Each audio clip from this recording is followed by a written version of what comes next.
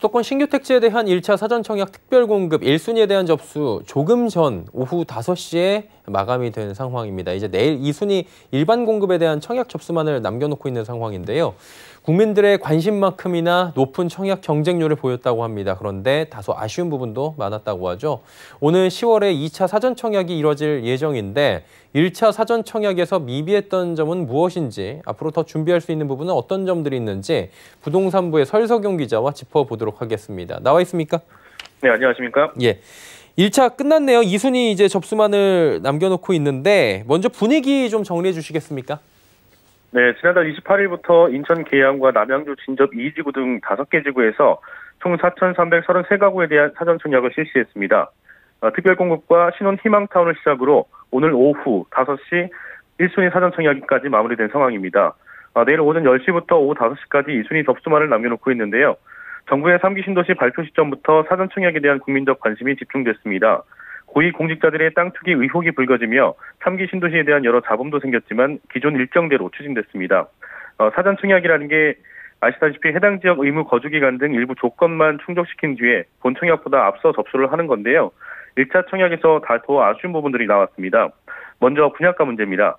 지난달 국토부가 이번에 사전 청약 대상 지역에 대한 추정 분양가를 공개했는데요. 최소 3억에서 최고 7억 원 수준으로 집값이 측정돼 발표됐습니다. 집값이 워낙 비싸진 상태이기 때문에 현재 시세보다는 저렴하다고 볼 수 있지만 금액 자체가 워낙 크고 또 국민들 기대만큼 저렴하진 않아서 시작부터 고분양가에 대한 잡음이 나왔습니다. 게다가 추정 분양가라는 게 소유자들의 불안 심리를 조장한다는 지적도 나왔습니다. 사전 청약이 이뤄진 5개 지구는 약 2년 뒤 본 청약이 진행될 것으로 예상되고 있는데요. 정확한 분양가는 그때 확정됩니다. 전문가들은 대부분 이번에 공개된 추정 분양가와 큰 차이는 없을 거라고 전망하고 있지만 적은 금액이라도 상승분이 생긴다면 자금을 마련해야 하는 수요자들 입장에선 분명 부담이 될 수 있는 부분입니다. 분양가 문제는 사실 사전 청약 기간 내내 언급됐던 내용으로 시세에 따라서 더 오를 수도 있는 거 아니냐라는 얘기들이 지금 나오고 있거든요. 이에 대한 대책이 필요하다는 목소리 커지고 있는 것 같고요. 분양가 제외하고 또 다른 문제 어떤 점들이 있습니까? 네, 워낙 분양가 자체가 높기 때문에 일어나는 현상이기도 할 텐데요. 이번에 공급된 세대가 너무 소형 평형이라는 점입니다. 51에서 84제곱미터까지 공급이 됐는데 84제곱미터 물량이 가장 적었고 51제곱미터와 59제곱미터가 가장 많았습니다. 1, 2인 가구는 큰 문제가 없겠지만 3, 4인 가구가 생활하기에는 다소 적은 평수라는 평가입니다. 지금부터 빨라야 4, 5년 뒤에 입주가 가능할 거란 전망이 나오고 있는데요. 이번에 사전 청약에서 신혼부부 특공에 당첨됐다고 하더라도 입주 시점이 되면 가족 수가 늘어날 수도 있고 거주 기간까지 10년을 계산해 본다면 절대 여유 있는 면적이 아니라는 분석이 나옵니다. 업계에선 올해 하반기에 이뤄질 2차, 3차, 4차 사전 청약에서는 중형 평형이 많이 공급돼야 한다는 목소리가 나옵니다. 당장 내 집 마련을 해야 하고 시대 차익 등을 고려해 청약에 도전은 하지만 거주가 시작되면 또 다른 문제가 발생할 수 있다는 겁니다.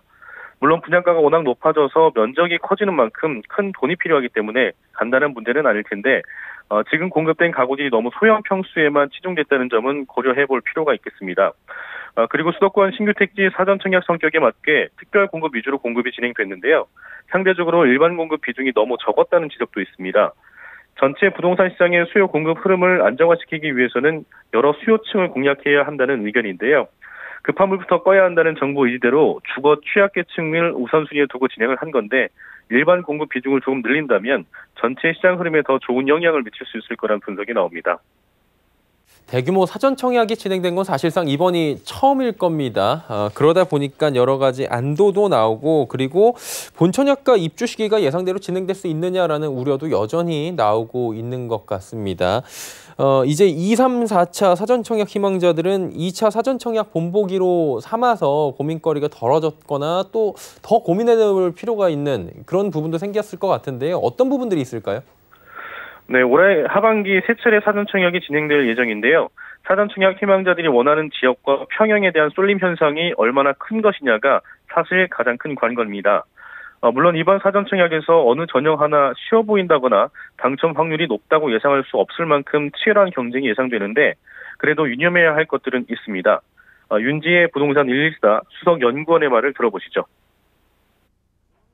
일부 인기 평형 같은 경우는 몇백 대 1이 나오기도 하니까 어떻게 보면 회피 전략으로 가시는 게 더 나을 수도 있고요. 사실 틈새 시장으로 작용하는 부분들은 이제 면적 타입에 따른 부분과 특별 공급에서의 본인 대상 요건과 관련된 부분들이 대부분이에요. 그 외에는 사실 경쟁률이 치열해서 네, 일단은 당첨 확률을 높이기 위해 1차 사전 청약에서 다소 경쟁률이 취약한 면적 또는 타입을 분석해 보는 겁니다. 같은 평형에서도 타입에 따라 인기도가 다를 수 있고요. 또 면적만 놓고 보더라도 사람들 심리가 어느 쪽으로 많이 쏠리고 있는지를 알 수 있다는 얘기입니다. 그리고 특별공급의 경우 내가 어느 전형을 준비할 것인지 이미 계획은 서 있겠지만 그 전형을 위해서 더 할 수 있는 노력이 있다면 늦었지만 해야 한다는 겁니다. 생애 첫 주택 전형에서 신혼부부 전용으로 바뀔 수도 있고요. 또 신혼부부 전형에서 다자녀 전용으로 전략을 짤 수도 있다는 겁니다. 혼자서 가족이 되거나 가족 숫자가 늘어나는 일이 쉽지는 않지만 계획 중인 일이라면 시점을 당길 수는 있다는 얘기입니다. 예, 관심이 높고 지금 경쟁이 치열한 상황은 맞는 것 같습니다. 그만큼 준비도 많이 해야 될 것 같은데요. 올 하반기에 3차례의 사전 청약 남아 있다고 들었어요. 일정 정리 좀 마지막으로 해주시겠습니까? 네, 먼저 이번 1차 사전 청약 당첨자 발표는 오는 9월 1일 오후 4시 사전 청약 홈페이지에서 이뤄집니다. 이후 정부 발표대로라면 10월에 2차 사전 청약이 실시될 예정입니다. 2차 사전 청약은 남양주 왕숙 2, 성남 신촌, 낙생, 복정 2 등 11개 지구에서 총 9만 1,000가구가 공급됩니다.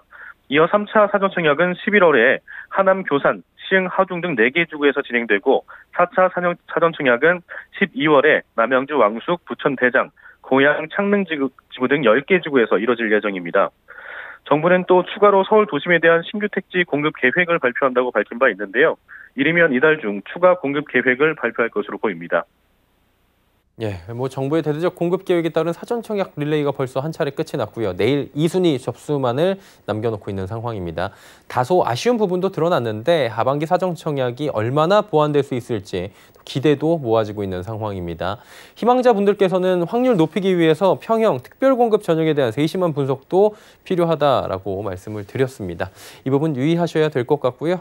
부동산부의 설석용 기자와 짚어봤습니다. 수고 많으셨습니다. 네, 감사합니다.